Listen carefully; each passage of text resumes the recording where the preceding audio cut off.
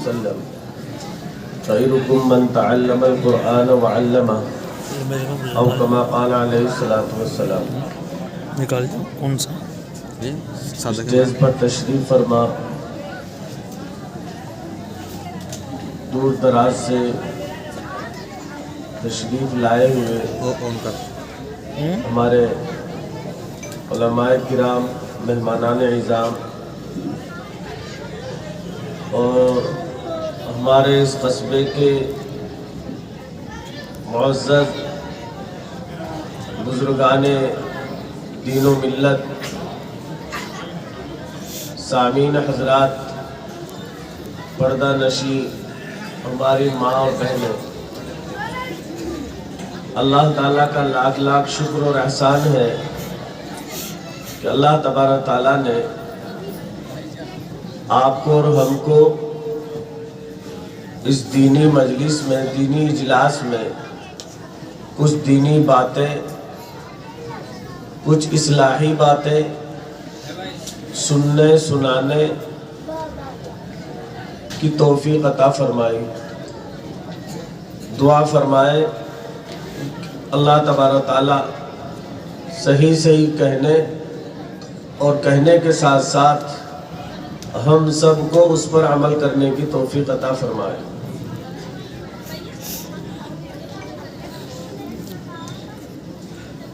दोस्तों, बुजुर्गों,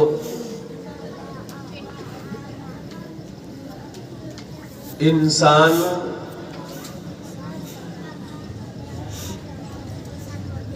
दो चीज का नाम है।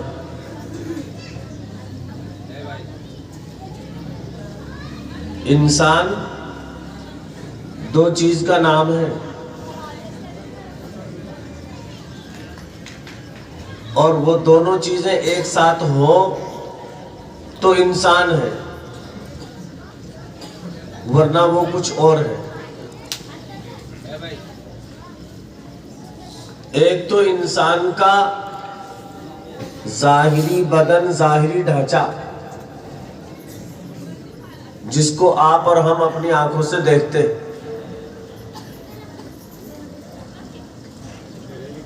और एक है उसके अंदर रूह,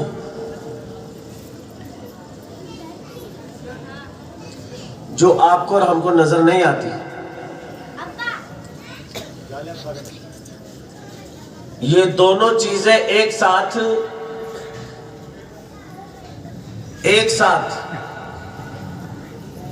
जिस चीज में होंगी वो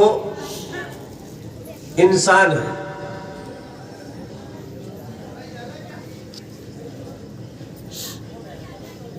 इंसान का एक जाहिरी बदन हुआ और एक उसकी रूह हुई।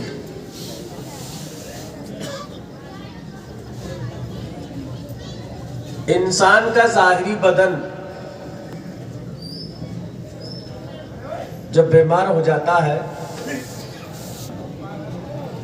तो पूरा जिस्म, पूरा उसका हिस्सा, पूरे उसके आज़ा मुतफक्किर हो जाते हैं।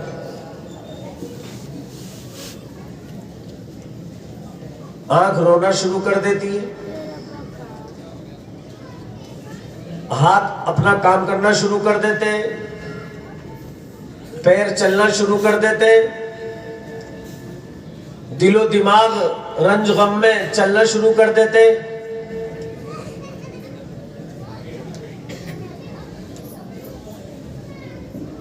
सब कोशिश ये करते हैं कि ये दुख तकलीफ खत्म हो।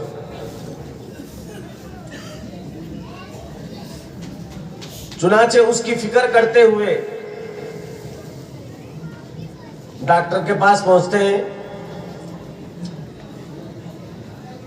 डॉक्टर से इलाज मुआवजा करवाते हैं, और जहां चोट लगी है, जहां जख्म हुआ, जहां तकलीफ हो रही है, उसकी दवाई लेते हैं, इस्तेमाल करते हैं। अल्लाह का हुक्म होता है कि उसकी वो तकलीफ और उसका वो जख्म दूर हो जाता है।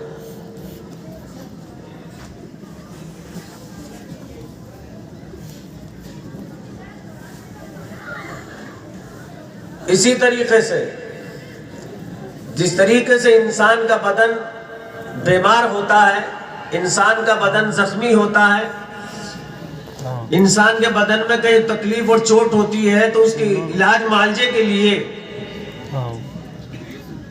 हम डॉक्टर के पास जाते हैं, डॉक्टर से उसका इलाज करवाते हैं, डॉक्टर से उसकी दवाई लेते हैं। ऐसे ही दोस्त बुजुर्गों, इंसान की एक दूसरी जो चीज है खास, वो रूह है। कि रूह जब बीमार हो जाती है, रूह को जब तकलीफ होती है,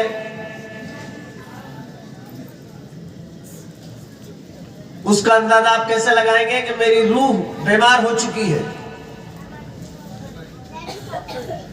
पैर में चोट लगी, उसका अंदाजा आपकी आंख से हो गया, उसके अंदाजा आपके दिलो दिमाग से हो गया।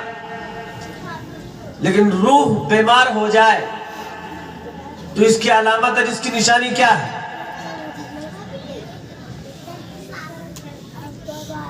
जिस इंसान की रूह बीमार हो जाए उसको हर एक इंसान अपने तौर से समझ सकता है, अगर थोड़ी बहुत समझबूझ वाला है। अगर रूह बीमार है तो आंख देखना, सही देखना बंद कर देगी, हाथ सही जगह चलना बंद कर देंगे, जबान सही बोलना बंद कर देगी, पैर सही जगह चलना छोड़ देंगे। हर इंसान अपने एतबार से फैसला कर ले। जिसकी रूह पाक है, साफ है, तंदुरुस्त है, उसकी आंख गलत नहीं देखेगी, उसका हाथ गलत नहीं चलेगा, उसके पैर गलत जगह नहीं जाएंगे, उसकी सोच, उसका दिलो दिमाग गलत जगह पर नहीं जाएगा। और जो इसके खिलाफ होता है कि मेरी आंख है सही जगह नहीं चल रही, मेरे हाथ है सही चीजें नहीं पकड़ रहे, मेरे दिलो दिमाग है सही चीज नहीं सोच रहे, मेरे कान है सही चीजें नहीं सुन रहे, मेरे पैर हैं सही जगह नहीं चल रहे, तो जाहिरी एतबार से तो मैं तंदुरुस्त नजर आ रहा हूं, लेकिन जिस्म का जो हकीकी हिस्सा है, जिस्म का जो दूसरा हिस्सा है, इंसान का जो दूसरा हिस्सा है, वो बीमार है। इस बीमारी की वजह से गलत सुन रहे हैं, इस बीमारी की वजह से गलत देख रहे हैं, इस बीमारी की वजह से गलत चल रहे हैं। तो जिस तरीके से हमारा जाहिरी जिस्म बीमार होता है, जाहिरी जिस्म में तकलीफ होती है, जाहिरी जिस्म में चोट लगती है, तो हम डॉक्टर के पास जाते हैं। ऐसे ही हमारे रूहानी जो मुआलिज हैं, हमारे रूहानी जो डॉक्टर हैं, उनसे हमारा राब्ता। जिसकी आंख सही नहीं देख रही हो, जिसके कान सही नहीं सुन रहे हो, उनको चाहिए कि अपनी रूह को तंदुरुस्त करने के लिए, अपनी रूह को सही करने के लिए ये जो रूहानी डॉक्टर है, ये जो रूहानी मुआलिज है, इनके पास हम आए।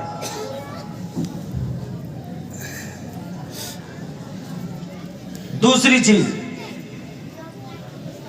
अगर आपने आपके जाहिरी बदन को नहीं संभाला, अगर आपने आपके जाहिरी बदन का इलाज मुआवजा नहीं किया और बीमारी की हालत में आप इस दुनिया से चले गए, चाहे इलाज मुआवजा सुस्ती की वजह से नहीं किया, चाहे गरीबी फकीरी की वजह से नहीं किया, या कुछ और वजह रही जिसकी वजह से इलाज मुआवजा नहीं किया और इस बीमारी की वजह से इस दुनिया से चले गए, तो सिर्फ और सिर्फ इतना होगा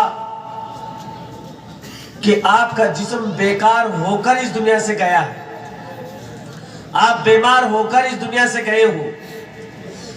आपकी आखिरत नहीं बिगड़ी, लेकिन आप अपनी रूह को बीमार होने की हालत में चले गए। आपने अपनी रूह को सही नहीं किया। आपकी रूह इतनी सख्त बीमार हो गई थी कि वो हर जगह गलत ही गलत देख रही थी, हर जगह गलत ही गलत सुन रही थी, हर जगह गलत ही गलत पकड़ रही थी, हर जगह गलत ही गलत सोच रही थी। और इस हाल में चले गए तो खैर मनाए कहीं ऐसा ना हो कि हमारी अबदुल आबाद वाली जिंदगी बर्बाद ना हो जाए। इसलिए हर समझदार नौजवान, हर समझदार इंसान, चाहे वो मर्द हो या औरत हो, अपने एतबार से खुद फैसला कर ले। खास तौर से मैं नौजवान भाइयों से, बहनों से मुखातब हूं कि जो बातें मैंने आपके सामने अर्ज की है, इस पर हम अपने एतबार से जायजा करें, मुहासबा करें, अपने ही अपने का हम खुद इम्तिहान लें कि क्या मैं सही देखता हूं जब मेरे हाथ में मोबाइल होता है।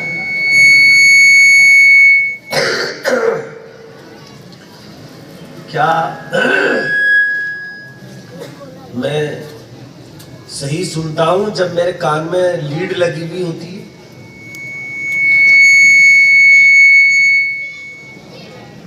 या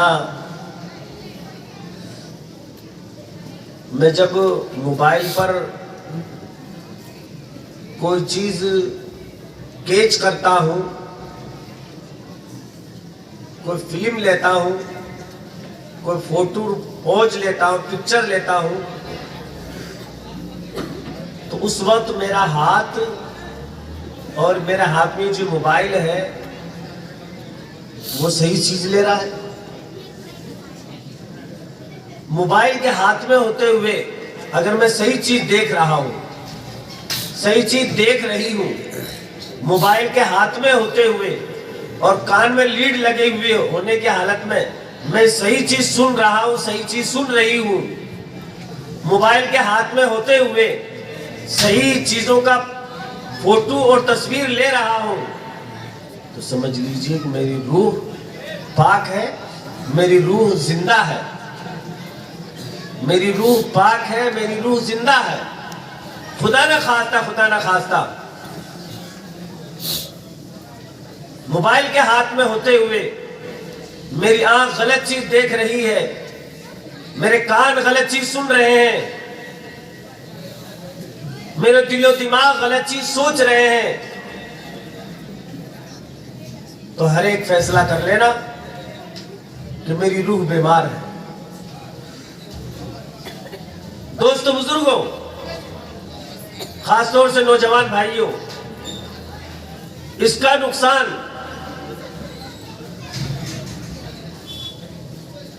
आपकी जात तक ही महदूद नहीं है। अगर आपकी रूह बीमार हो जा रही है, उस रूह के बीमार होने की वजह से आपकी आंख गलत देख रही है, आपके कान गलत सुन रहे हैं, आपके हाथ गलत चीज पकड़ रहे हैं, तो इसका नुकसान आपकी जात तक ही महदूद नहीं है, बल्कि आपकी फैमिली, आपका खानदान, आपका परिवार, आपका माशरा और आपकी बिरादरी और आप जिस मजहब और जिस धर्म और दीन से ताल्लुक रखते हैं, उन तमाम तक इसका असर पहुंचता है। मैं ये सोचता हूं कि ये चीज मेरी है, मेरा मोबाइल है, इसको मेरी तबीयत के मुताबिक मैं जैसे देखना चाहूं, जैसे पकड़ना चाहूं, जैसे सुनना चाहूं सुन लूं, नहीं।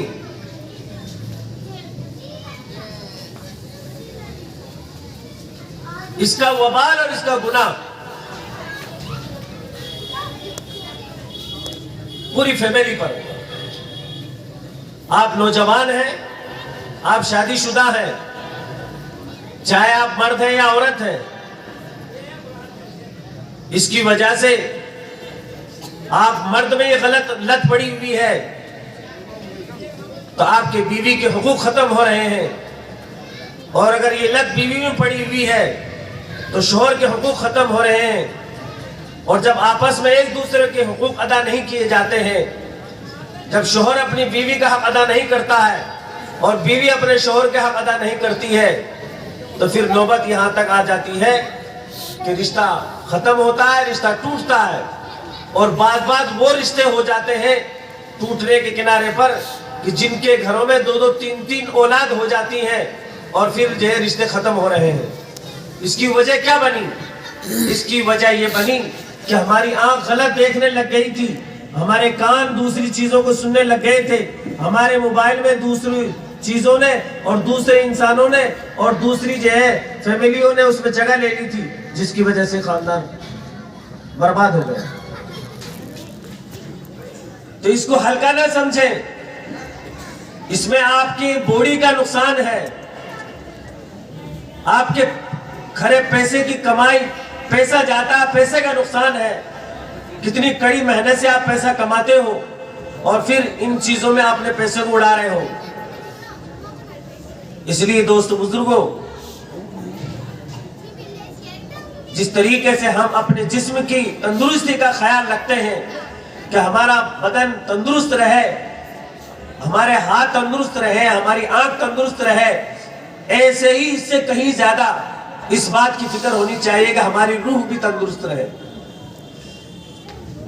हमारी रूह तंदुरुस्त, जैसा कि मैंने अभी बतलाया था कि जिस्म के इलाज के लिए हम डॉक्टरों के पास, हकीमों के पास, तबीबों के पास जाते हैं, तो रूह के इलाज के लिए हम उलमा अइम्मा से जुड़े, उलमा अइम्मा से हम राब्ता रखें, उलमा अइम्मा से हम मुलाकात करें, उलमा अइम्मा के पास हम बैठें, उलमा अइम्मा को हम अपने पास में बुलाएं, उलमा अइम्मा से हम जो है हदियत तहाइफ करें, उलमा अइम्मा को हम मोहब्बत से देखें।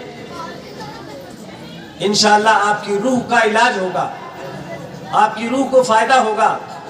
आप इन उलमा के पास सिर्फ बैठेंगे ही, बैठने से ही आपकी रूह का अक्सर हिस्सा पाक हो जाए।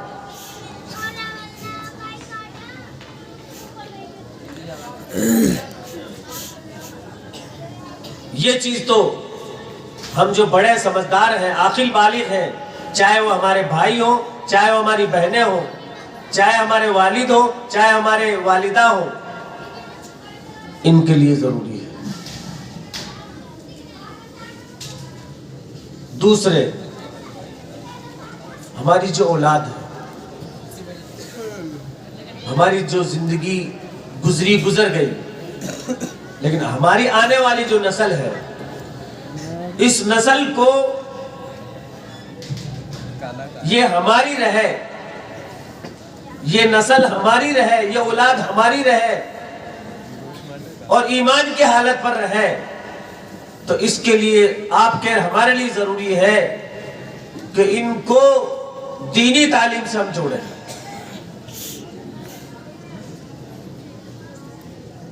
जिस माँ बाप ने अपनी औलाद को दीनी तालीम से आरास्ता पैरास्ता कर दिया, दीनी तालीम से संवार दिया, समझ लीजिए उसने सब कुछ दे दिया। और जिन माँ बाप ने अपनी औलाद को दीनी तालीम से कोरा रखा, दीनी तालीम से उनको जाहिल रखा, दीनी तालीम से उनको दूर रखा और दुनिया की सारी नेमतें उनको दे दी, तो मैं इस जलसे के उन्माद से और इस स्टेज से बड़े होश हवास से कह रहा हूं, उन्होंने कुछ नहीं दिया।